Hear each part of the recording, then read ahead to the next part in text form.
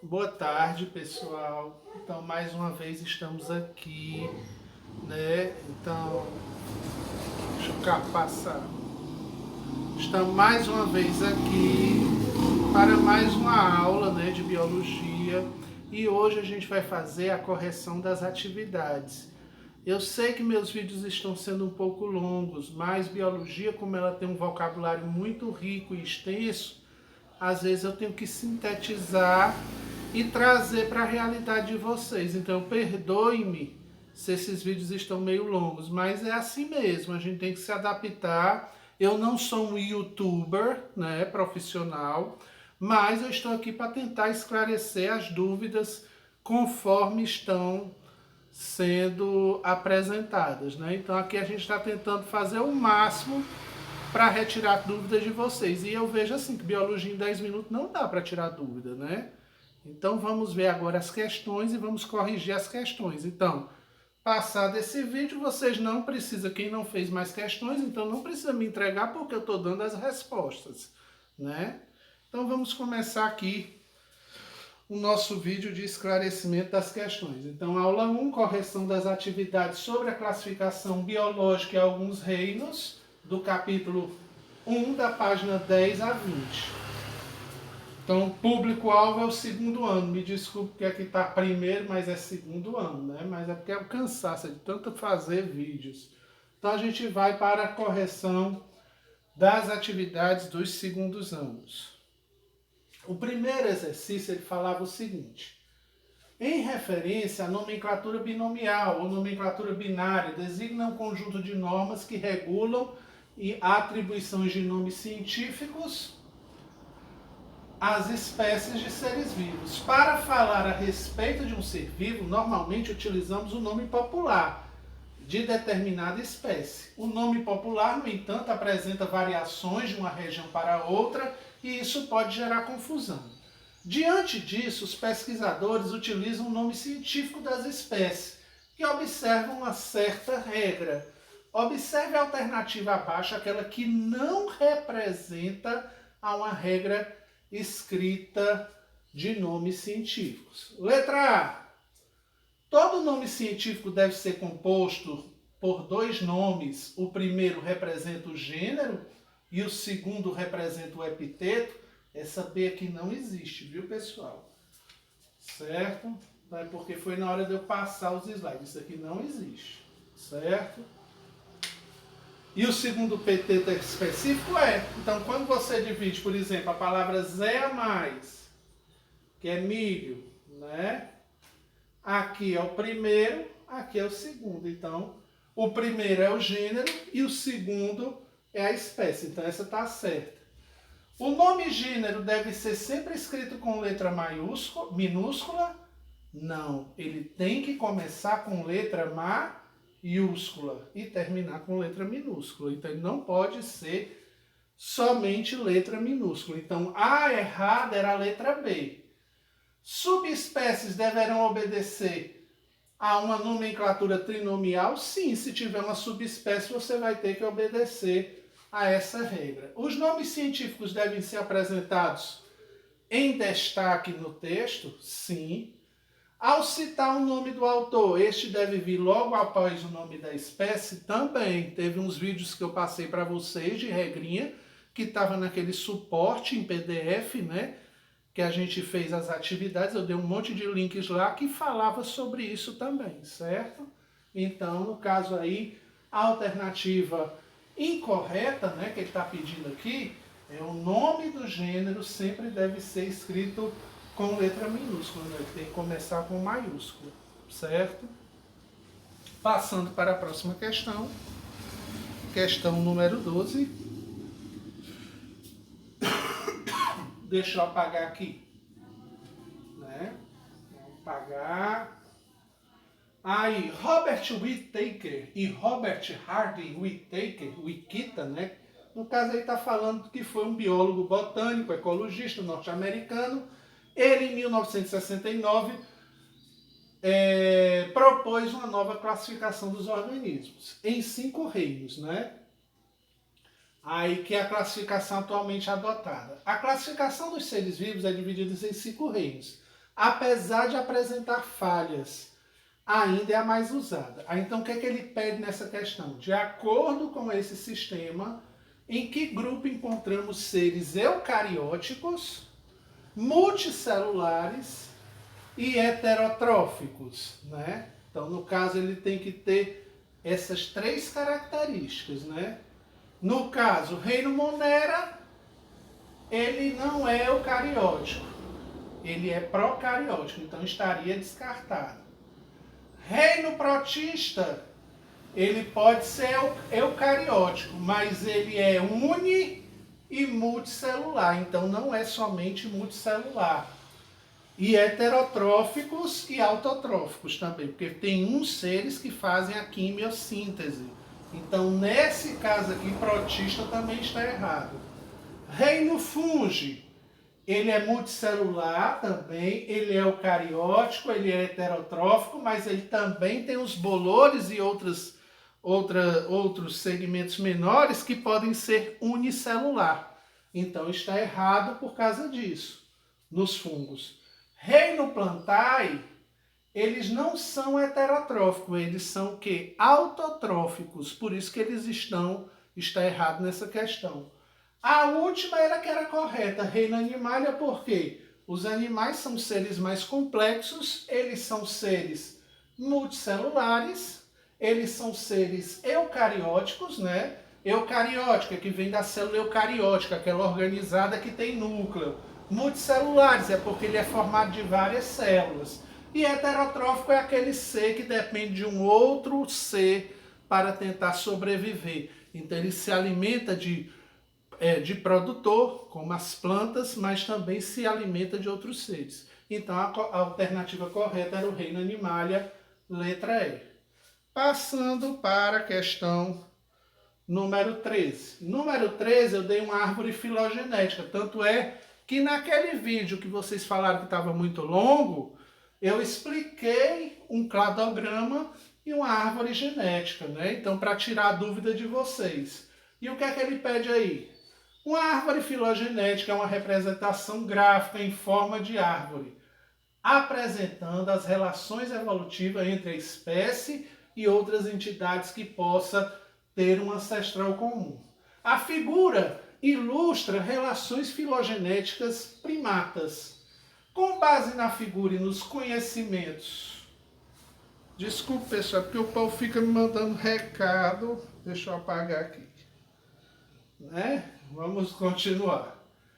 Com base na figura dos conhecimentos e na filogenia, é correto afirmar. Então você tinha que fazer baseado conforme esse desenho, certo?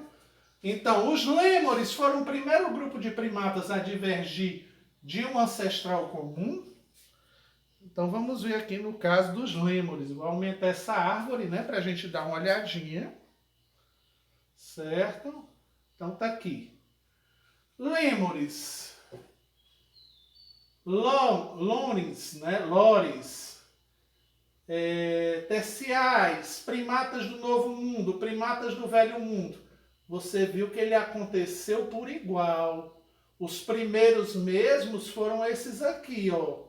Não foram os lêmures, ó. Você pode ver nessa discordância que ele é um pouquinho maior. Se a gente passar uma régua, ó, quem começou foi esse grupo aqui, né? Que no caso aqui é os tareios. É porque, como a imagem estava lá no de vocês, a minha ficou meio distorcida aqui, mas dá para ver isso, ó. Então, a letra A está errada. Letra B. Vamos ver aqui. Deixa eu diminuir a tela. Os gibões constituem o grupo de irmão dos orangotangos. Então, os gibões e orangotango, eles são irmãos, eles são da mesma classe. Vamos ver lá, na figura de novo. Então, gibões está aqui, que ele entra numa ramificação. Aí, essa ramificação fica orangotangos e seres antropóides africanos humanos. Quer dizer, o orangotango é irmão do homem, mas ele não é irmão do gibão. Por isso estaria errada a questão. Letra C. Entre os antropóides e os primatas do Novo Mundo são... Entre os antropóides e os primatas do Novo Mundo são os mais primitivos? Então, antropóides, né? E cadê os primatas? E os primatas do Novo Mundo? Então, tá aqui. Não, porque tem aqui uma classificação anterior. Eles vieram tudo numa mesma classificações, né? Então, no caso aí, os primatas e o Novo Mundo, eles não são, no caso aí, os antropóides e primatas do Novo Mundo não são mais primitivos, eles vieram numa escala. Quem é mais primitivo é quem vem anterior, certo? Os prosímios divergiam antes dos antropóides, então antropóides está aqui, prosímios estão aqui. Eles vieram numa mesma escala evolutiva. Então eu não posso dizer que essa questão é certa. Qual era a questão certa? A letra E. O ancestral dos macacos antropóides africano e dos humanos divergiu no Mioceno. Deixa eu abrir aqui a tela. Se a gente ver aqui na escala, nós temos aqui o Mioceno. Os antropóides e humanos entraram na escala do Mioceno. Então, essa resposta aqui estaria correta, certo? Então, antropóides e africanos, humanos, vieram do período Mioceno, certo? Porque aqui são os períodos, né? Cetáceo, Paleoceno, Eoceno, Oligoceno, Mioceno. Então, a alternativa dessa resposta era a alternativa E. Por isso que é importante, pessoal, que nas nossas aulas a gente entenda fazer uma leitura gráfica como essa. Porque pode ter em qualquer prova. Pode ter em qualquer avaliação externa, certo? Seja no Enem, seja em qualquer faculdade que você vá fazer, você tem que saber interpretar um gráfico desse, certo? Vamos passar para a próxima questão.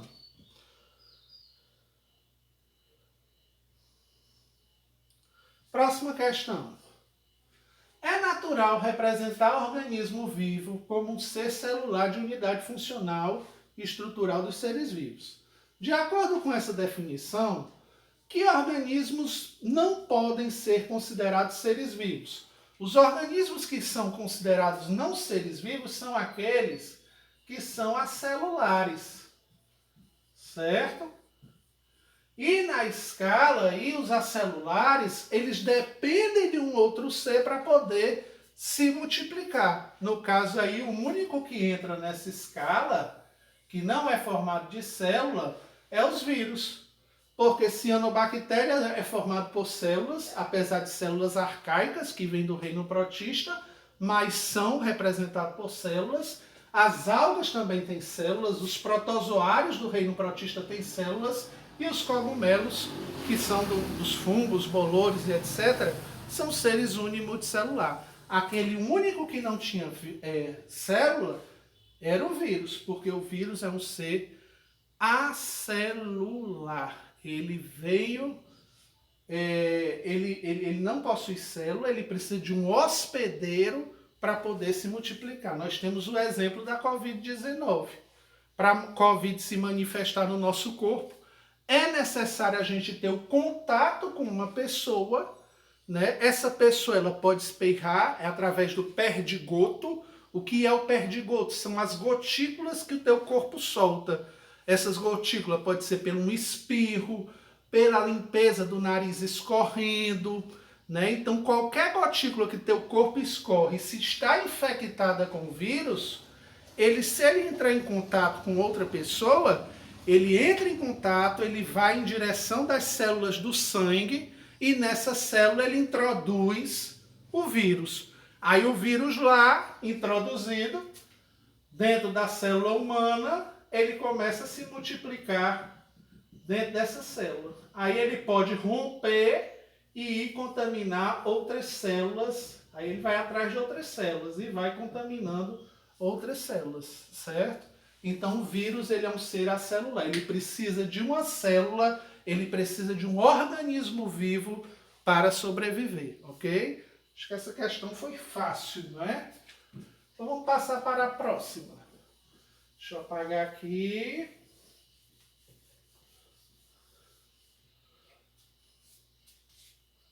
Então era a alternativa B, vírus. Próxima questão. Na próxima questão, ele falava o seguinte: a classificação biológica é proposta por Whittaker. Permite distinguir 5 grandes linhas evolutivas utilizando como critérios de classificação a organização celular e o modo de nutrição. Oese e seus colaboradores, no caso aí era outro, né? Com base na comparação das sequências que codificam o RNA ribossômico dos seres, estabeleceram as relações de ancestralidade entre grupos e concluíram que os procariontes do reino Monera não eram do grupo coeso do ponto de vista evolutivo. Quer dizer, eucarióticos e procarióticos, eles tinham determinadas características que eram específicas, que eles estavam falando, que cada célula tem sua característica específica. A diferença básica das classificações citadas é o mais recente. Deixa eu colocar aqui o meu celular, porque está saindo direto. Citadas é mais recente, se baseia em fundamentos o quê? No caso, o Whittaker, né? E Oese. O que é que o Whittaker fez? Dividiu em reinos. E o Oese dividiu em arcaias, eubactérias e eucária, né? Então, no caso aqui, que tipo de relação uma célula ela tem? Ela tem um parentesco próximo, porque da procariótica se veio a célula eucariótica. Então, ela tem características, cada um tem suas características. E essas características trocam informações, elas trocam informações genéticas. E essas informações genéticas estão relacionadas. Quando se fala em relacionadas, nós falamos de relações o quê?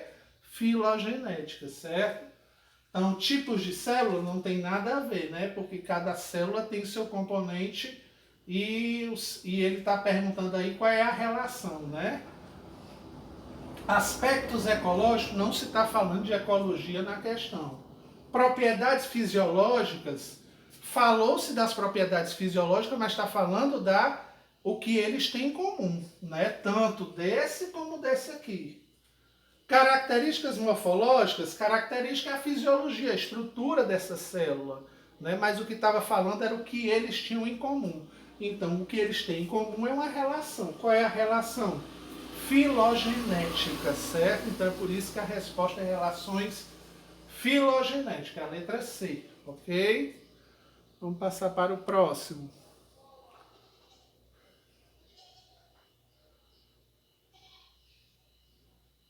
(14, 15, 16).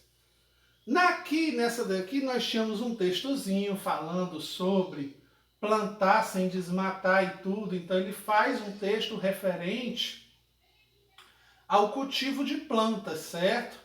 Mas o que é que ele pede resumidamente? Né? Então quando ele fala dos tipos de mudança climática, como manter a população Homo sapiens, quer dizer, ele fala tudo sobre as plantas. E a gente tinha que saber o que aqui nessa questão? Tinha que se referir a duas espécies, né? Então, se ele pede para, no caso aqui, para isso, suponha que o autor desse texto quisesse transmitir uma mensagem a um agrônomo estrangeiro. Quer dizer, eu vou ter que falar das espécies, mas eu tenho que falar com uma pessoa que não entende o português, vamos supor um árabe, ou um russo, ou um americano. O uso de normas da nomenclatura biológica, então ele quer que a gente use aí a nomenclatura biológica e as regras da nomenclatura. Para isso ele deve se referir à espécie e ao gênero, né? Então a gente vai ter que ir por essa. No gênero começa com letra maiúscula. Na espécie é letra minúscula. Uma coisa que eu disse, que toda regra tem que estar escrita em itálico. O que era itálico lá no vídeo? É você ter aquela escrita manual escrita deitadinha, né? Então itálico é isso, é deitadinho. E a única que tinha essa escrita deitadinha era essa daqui. Segue a regra, começa com letra maiúscula, termina, ó, a segunda é escrita em minúsculo, a primeira maiúscula, que é o gênero, a segunda, que é a espécie, letra minúscula, tá vendo? Então a única que estava deitadinha, que seguia essa regra, maiúscula, minúscula, deitadinha era a letra D. Ó, essa daqui, maiúscula, já tá errado, ó. Maiúscula, tá errado. Essa daqui, ó, minúscula, começa com maiúscula. Então já tá errado, ó. Minúscula, essa daqui foi o contrário, ó. Então tá errado. Essa daqui foi o contrário, ó. Tá errado. Essa daqui começou certo, mas na segunda ela colocou letra maiúscula, do mesmo jeito aqui. Então, a alternativa única que estava certa, conforme a nomenclatura binomial de Linné, era a letra D, viu? Então, fácil, né? Qualquer dúvida, vocês podem mandar no meu privado, que a gente está aqui para esclarecer essas dúvidas, viu, pessoal? Então, corrigida a atividade 16, vamos para a atividade 17, certo, pessoal? Então, entenderam? É baseado naquele vídeo que eu fiz sobre nomenclatura. Por isso que os vídeos ficaram grandes, pessoal, porque eu fui explicando pedaço por pedaço. Fora isso, eu dei um complemento para vocês em vídeo, né? Então, eu peço só que tenham paciência comigo, porque é como eu falo, eu estou me adaptando do mesmo jeito que vocês, certo? Então, para a próxima questão, 17. A ciência agrupa os seres vivos conforme as características que apresentam em comum, onde cada grupo possui um subgrupo, do qual possui outro subgrupo, e cada reagrupamento similaridades ficam cada vez mais acentuadas. A classificação básica dos seres vivos está constituída em ordem decrescente, do maior para o menor, né? Nas seguintes categorias taxonômicas. Lá naquele vídeo eu falei o seguinte: pessoal, como é que eu vou saber essa ordem aqui completa, certo? Aí eu disse assim, lá tem uma dinâmica que a gente usa no Enem de uma certa palavrinha. Qual é a palavrinha? Deixa eu pegar outro pincel.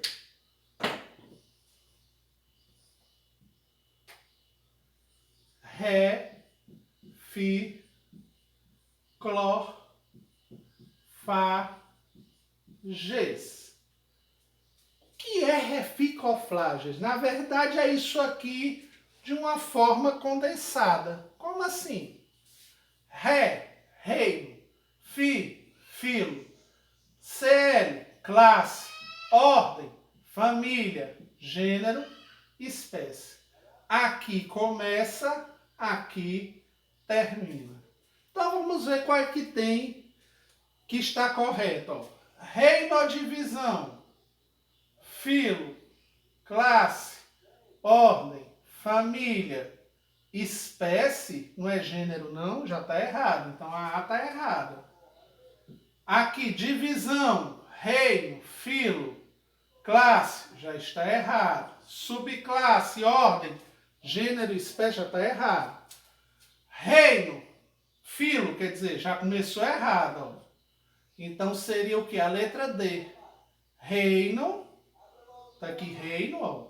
Filo ou divisão, certo? Então você pode chamar filo ou divisão. Classe, ó, aqui classe, ordem, família, gênero, espécie. Então a alternativa aí, se você soubesse essa palavrinha, como eu falei naquele vídeo anterior daquela teleaula, você saberia resolver essa questão. Reficoflages. Reficoflages significa esse. Reino é o maior e espécie é o menor grupo, né? Então, como eu falei, reino, Não, filo é menor do que reino. Classe é menor do que filo. Ordem é menor do que classe. Família é menor do que ordem. Gênero é menor do que família. Espécie é menor do que gênero. E se for o contrário, aí você vai falando maior, né? Então a gente tem que saber essa palavrinha mágica para poder destrinchar essa questão aqui, né? Porque às vezes dá aquele branco, né? Mas se você souber essa palavrinha, você sabe resolver a questão no vestibular, certo? Reficoflages, que gravem na cabeça, né? Que é fácil, pessoal, é só prestar atenção. Aí, como eu falei, biologia você tem que ler, tem que interpretar, para você poder resolver as questões. Se você ler e não interpretar direito, ou o professor falar só por cima naquele termo científico, você não consegue, né? Então você precisa saber detalhadamente cada parte, certo? Aí outra que dá preguiça de ler, né? Por causa dos textos, né? Mas vamos ver o que ele está pedindo. Então aqui ele fala sobre o vírus Ebola, né? Como é que ele se manifestou na Europa e tudo. Então ele vai contando toda a história de como foi o contágio do vírus, né? Então foi aí um trecho de um documento retirado do portal da Globo, né? Onde ele fala um pouquinho sobre essa transmissão do vírus Ebola. O que é que a gente quer resumidamente, né?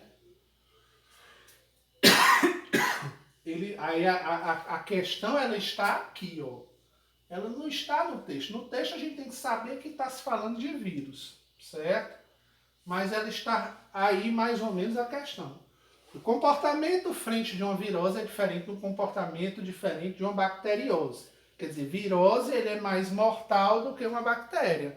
Mas a gente tem que cuidar, porque uma vem do reino Monera, que são as bactérias, e os vírus são seres acelulares, né? Aqueles que precisam ser transmitidos a um ser vivo, no caso um animal, uma pessoa, né? E esse ser vivo vai sendo reproduzido através de dentro das células dele. Então, no vírus Ebola, ele ataca a célula ela vai sendo contaminada com o vírus e o vírus vai se proliferando dentro dessa célula, fazendo com que essas células comecem a estourar. Então, o Ebola é uma das doenças mais severas que tem. Ela pode matar em 72 horas. E é um vírus que veio da África, né? Que tiveram que fechar tribos e tudo. Aí, então, ele fala sobre isso, uma protose. Considerando os micro-organismos causadores citados no males que apresentam de natureza biológica, sobre o vírus assinale a alternativa correta. São muito letais, pois com um pouco de carbono, hidrogênio e nitrogênio, eles podem sintetizar as moléculas orgânicas básicas. Eles podem sintetizar, mas tem vírus que não é letal, né? Por exemplo, nós temos vírus menos letais, como por exemplo, uma gripe normal, diferente do HN1. Aí a gente cria o sistema imunológico que combate aquela doença, né? Mas vírus mortais a gente está passando, por exemplo, do Covid agora, que é um vírus mortal, né? Que quando se manifesta ele toma conta do corpo e a pessoa vai perdendo a insuficiência, vai tendo insuficiência respiratória. Então ele vai destruindo o nosso pulmão. Então é por isso que a gente tem que ter cuidado, principalmente aquelas pessoas que são portadoras de doenças como bronquite, né, asma, né, são mais suscetíveis também a essa doença. E não fora os idosos também com metabolismo baixo. Vocês estão vendo que no Brasil a contaminação também está sendo em pessoas jovens, né? Então o vírus ele está circulando e a palavra vírus na biologia ela significa veneno, por ser tão minúsculo. Uma bactéria pode ser deste tamanho vista no microscópio, mas um vírus é só um ponto aqui, que não dá nem para ver, né? Então o vírus ele é mais letal do que a bactéria.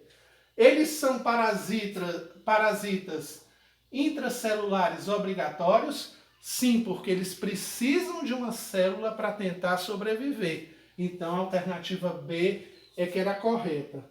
São geneticamente versáteis por possuir por possuírem DNA e 3 tipos de RNA, não, isso daí não é comprovado. Se tiver DNA e RNA, tudo bem, ou DNA ou RNA, nunca pode se ter DNA e 3 tipos de RNA, certo?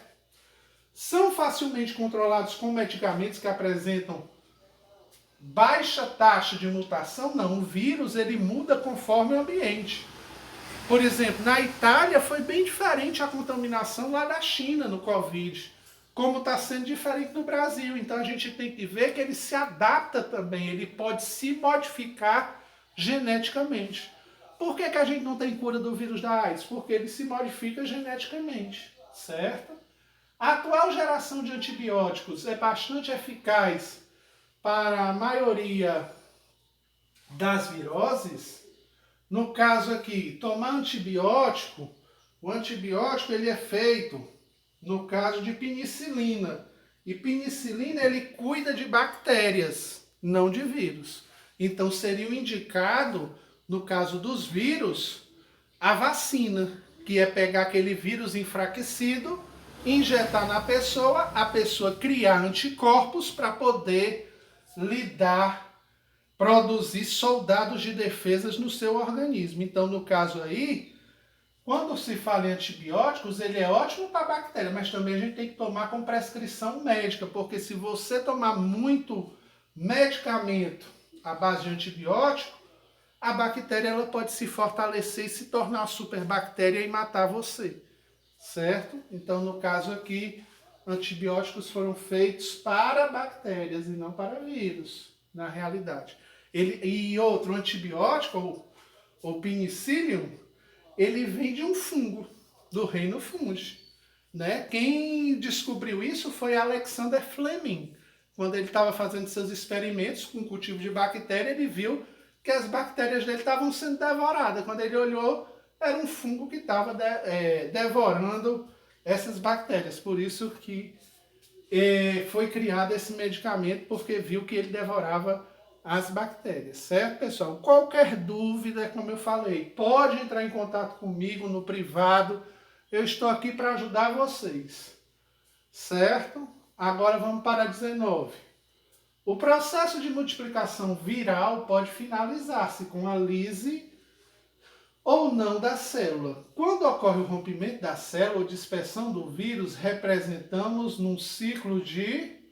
Aí nós temos aqui duas palavras que poderiam se encaixar: lisogênico e lítico. Por que seria lítico? Porque é assim, você tem a sua célulazinha aqui, certo? Aí nós temos o vírus aqui fora, ok? Então o que é que acontece? Quando o vírus ele chega próximo à célula, ele joga o seu material genético dentro dessa célula, certo? Então, quando ele joga esse material genético ele vai se reproduzindo dentro da célula. Ele vai se reproduzindo, ele vai enchendo a célula com esse material. Vai ter uma hora que a célula vai ficar insuportável, certo? E o que é que acontece?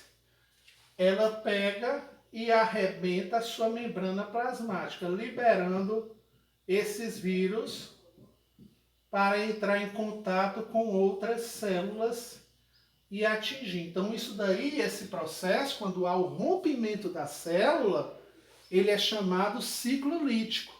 Ele arrebenta a célula e os vírus que se multiplicar aqui, formando novas gerações de vírus, vão atacar as novas células saudáveis, aquelas células saudáveis que tem no seu corpo.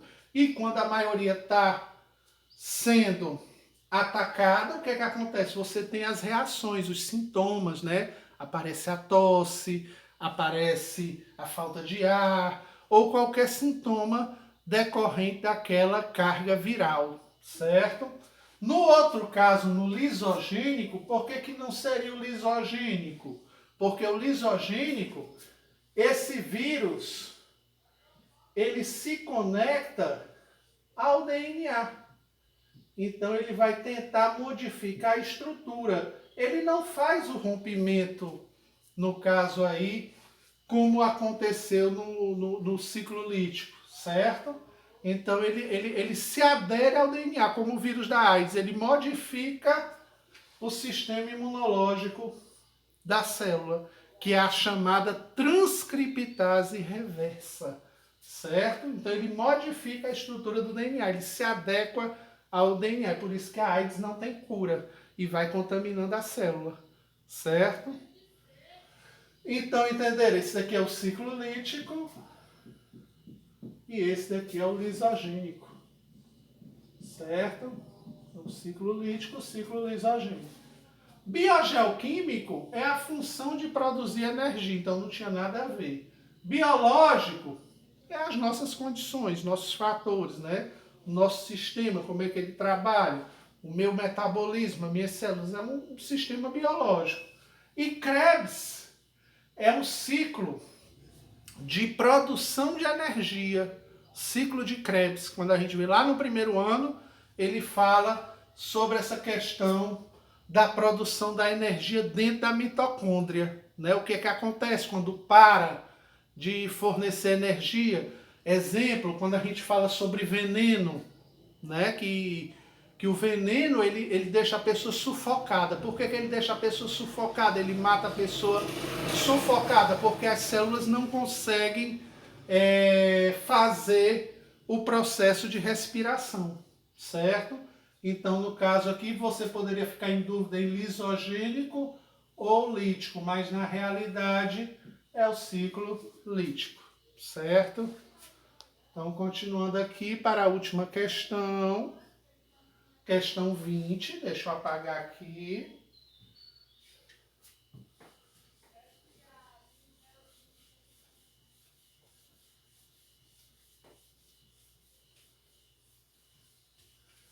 Então, a reprodução de um vírus deve acontecer no interior de uma célula, uma vez que esses organismos não possuem metabolismo próprio. Desde a interação do vírus com a célula até a liberação de novas partículas virais, várias etapas ocorrem, né? A respeito dessas etapas, analise a alternativa a seguir e marque a incorreta, aquela que não está de acordo com o vírus. Durante a fase de penetração, o material genético do vírus é inserido dentro da célula? Eu expliquei na questão passada. Então, é dentro da célula que ele vai se multiplicar. Então, está correto. Para que o material genético do vírus entre em contato com a célula, é fundamental que todos os vírus atravessem a membrana da célula hospedeira. Vocês viram lá que no ciclo lítico e no ciclo lisogênico, no lisogênico ele não precisou entrar, ele só entrou no ciclo lítico. No lisogênico não. Então, essa daí estaria errada, né? Então é por isso que eu marquei a B. Na fase de biossíntese, quer dizer, quando ele fala em biossíntese, é recriar novos vírus, né? Então ele vai criando os vírus lá dentro. Então ele está sintetizando, criando novos vírus lá dentro. O material genético do vírus é duplicado? É duplicado. Tanto é que ele é duplicado que vai se enchendo a célula de vírus. Letra D. O vírus é formado no interior da célula e podem ser liberados por meio do rompimento de uma célula infectada ou pelo processo de brotamento. Então, no caso aí, ele pode se romper aquela célula no ciclo lítico que eu falei, ou se não, ele pode brotar no lisogênico. Certo, pessoal? E a letra E, a fase de adesão só é possível graças à interação das proteínas encontradas nos vírus e na membrana plasmática e a célula da célula que será parasitada. No caso, por que a gente pega um vírus? Porque ele se confunde achando que é nutriente. Então, toda proteína, todo vírus, ele é formado de proteína.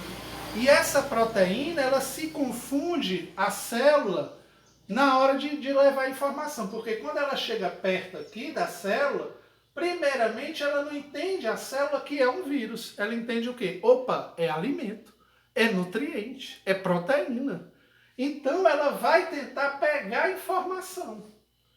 Quando ela pega essa informação, por ela achar que é uma proteína, que é uma substância, por isso que confunde o vírus para a célula, ela acaba se contaminando, né? A célula acaba se contaminando, porque ela pensou que era alimento e, na verdade, isso aqui é o vírus e o vírus ele veio para destruir a célula. Aí é por isso que quando a célula começa a adoecer, aí aquele corpo estranho é identificado pelos anticorpos.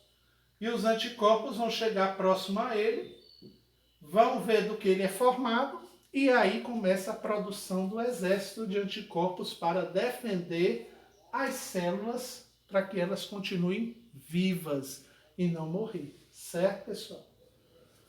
Então, qualquer dúvida, mais uma vez, me procurem no privado do WhatsApp. As turmas da Edna também, se quiserem, vocês podem me procurar. Eu já pedi aos professores para passarem meu telefone. No caso aqui, para falar comigo no privado, aos que são da turma da Edna, é 88 então